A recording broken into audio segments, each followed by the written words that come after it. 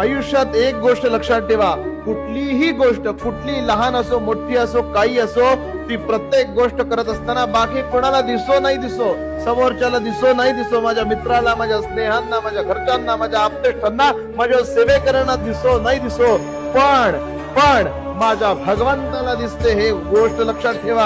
माझा भगवंत सगळीकडून बघतोय. त्रिभुवनामध्ये त्याचे डोळे विस्तारलेले आहेत. सगळं त्रिभुवन त्याच्या त्रिनेत्रांमध्ये सामावलेलं आहे. तो भगवंत सगळ्या बाजूंनी आपल्यावर लक्ष ठेवून असतो. त्यामुळे तुमच्या चांगल्याचा तो न्याय करेल, वाईटाला शासन करेल, हेही लक्षात ठेवा. त्यामुळे कुणाला फसवू नका.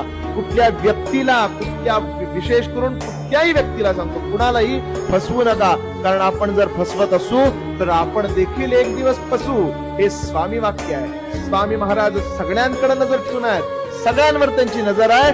स्वामी बघतायत. ह्या वाक्यावर ठाम राहा. महाराज कल्याण करतील म्हणजे करतील.